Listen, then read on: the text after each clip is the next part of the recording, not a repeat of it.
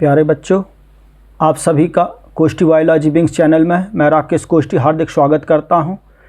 आप सभी से एक रिक्वेस्ट अवश्य करना चाहूँगा कि एक वीडियो बनाने में लगभग 3 से 4 घंटे लगते हैं, तो कम से कम इतनी मेहनत हम आपके भविष्य के लिए कर रहे हैं, तो हम भी आपसे सिर्फ एक लाइक की आशा करते हैं। अब चैनल को लाइक शेयर करें, सब्सक्राइब करें। आज हम पढ़ने जा रहे हैं पॉलिनेशन यानी परागण क्रिया के बारे में। टाइप्स ऑफ पॉलिनेशन अर्थात self pollination and cross pollination and advantage and disadvantage of self and cross pollination. तो सबसे पहले देखें कि इस डायग्राम द्वारा हम समझेंगे, ये है फीमेल पार्ट एंड ये है फ्लावर का मेल पार्ट। मेल पार्ट को हम एंडोशियम कहते हैं और फीमेल पार्ट को गाइनोशियम कहते हैं। सबसे पहले हम ये देखें पॉलिनेशन क्या है। फ्लावर का male reproductive organ called as androecium.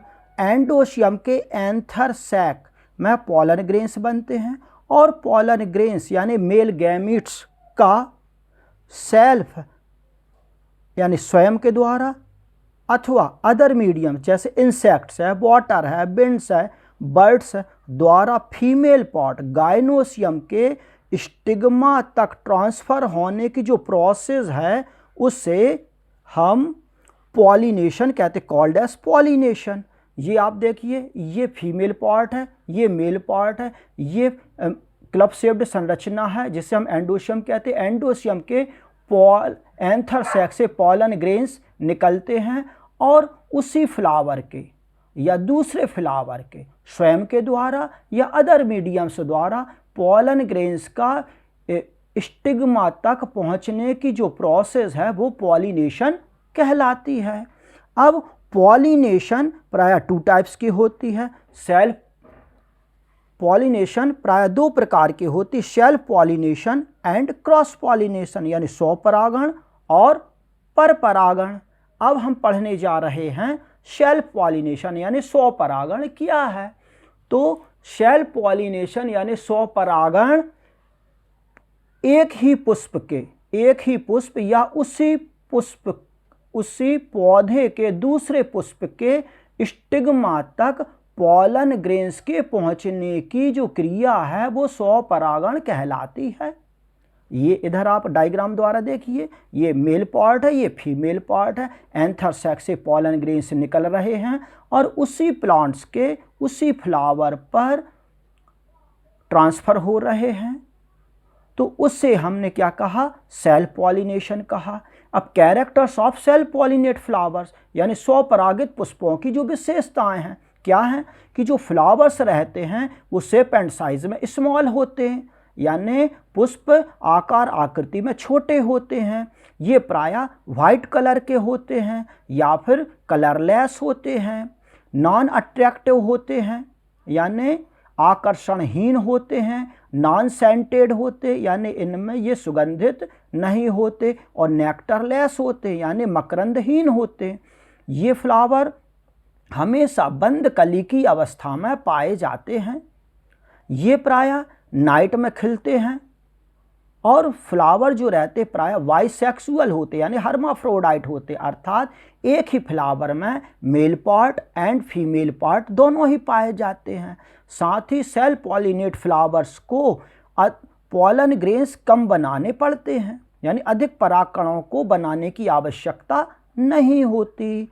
इसके बाद हमें ये देखें क्रॉस पॉलिनेशन। तो क्रॉस पॉलिनेशन में क्या होता है, pollen grains transferred by other medium insects, birds, winds and waters. तो फ्लावर के जो मेल पार्ट एंडोशियम के एंथर सैक से पॉलन ग्रेन्स निकलकर अदर प्लांट्स के गाइनोशियम के स्टिग्मा तक अदर मीडियम्स द्वारा, कौन से मीडियम्स, इंसेक्ट द्वारा यानी कीटों द्वारा, पक्षियों द्वारा, वायु द्वारा, वाटर द्वारा ट्रांसफर्ड होते हैं। इस प्रक्रिया को हम कॉल्ड एज क्रॉस पॉलिनेशन यानी इस प्रक्रिया को हम पर परागण कहते हैं। अब हम ये देखें नेक्स्ट जो क्वेश्चन है advantage and disadvantage of self and cross pollination, यानी स्वपरागण और परपरागण से लाभ और हानियां क्या हैं। तो क्रॉस पॉलिनेशन से यानी परपरागण से क्या एडवांटेज यानी लाभ है। इस प्रक्रिया द्वारा उन्नतशील बीजों का एक तो निर्माण होता है, साथ ही जो उन्नत बीजों का अधिक समय तक स्वस्थ एवं जीवित रहना आवश्यक हो जाता है। साथ ही संतति पौधों में दो पौधों के श्रेष्ठ गुणों का समावेश होता है। उत्पन्न पौधे जीवन संघर्ष में अधिक सफल होते हैं, साथ ही इस परागण में श्रेष्ठ फलों का निर्माण भी होता है। साथ ही शीघ्र पकने वाली और श्रेष्ठ प्रजातियां उत्पन्न होती हैं। ये हुआ क्रॉस पॉलिनेशन से एडवांटेज यानी लाभ। अब हम ये देखें कि परपरागण यानी क्रॉस पॉलिनेशन से कौन कौन सी हानियां होती हैं, यानी डिसएडवांटेज ऑफ क्रॉस पॉलिनेशन। तो हानियां ये हैं कि प्लांट्स को अधिक पॉलन ग्रेन्स बनाने की आवश्यकता पड़ती है। इससे पेरेंटल कैरेक्टर्स यानी पैतृक गुण बदल जाते हैं। यह क्रिया किसी माध्यम पर निर्भर होने के कारण अनिश्चित होती है, अर्थात परागण की क्रिया हो भी सकती है या नहीं भी हो सकती है। इस तरह से अनिश्चितता हमेशा बनी रहती है। अब आगे देखते हैं कि एडवांटेज ऑफ सेल्फ पॉलिनेशन। तो सेल्फ पॉलिनेशन से क्या लाभ हैं। तो लाभ ये हैं कि यह परागण क्रिया यानी पॉलिनेशन क्रिया का होना निश्चित होता है, क्योंकि यहाँ पर फ्लावर क्या हमेशा बंद कली की अवस्था में है, ठीक है ना। तो इसलिए यहाँ पर पॉलिनेशन क्रिया का होना निश्चित होता है। साथ ही जिन फ्लावर्स में पर परागण यानी क्रॉस पॉलिनेशन नहीं होता उनमें स्वपरागण प्रक्रिया हो जाती है। साथ ही ये देखें स्वपरागण के लिए किसी साधन या अधिक परागकणों की आवश्यकता नहीं होती। फ्लावर्स के अट्रैक्टिव यानी आकर्षणयुक्त, कलरफुल यानी रंगीन, सेंटेड यानी सुगंधित और नेक्टर्स यानी मकरंद उत्पन्न करने की आवश्यकता भी नहीं होती। अब ये अभी हमने पढ़े लाभ।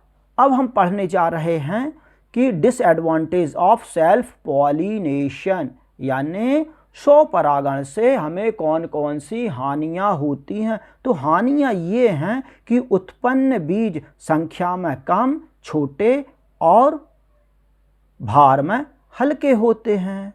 साथ ही संतति पौधों में जीवन संघर्ष की शक्ति कम होती है और नई जातियों की उत्पत्ति नहीं होती। आज की इस वीडियो में सिर्फ इतना ही। मैं राकेश कोष्टी आपसे निवेदन करता हूं कि वीडियो यदि आपको पसंद आ रहे हैं तो इन्हें लाइक और शेयर करें और चैनल को सब्सक्राइब अवश्य करें। Thank you.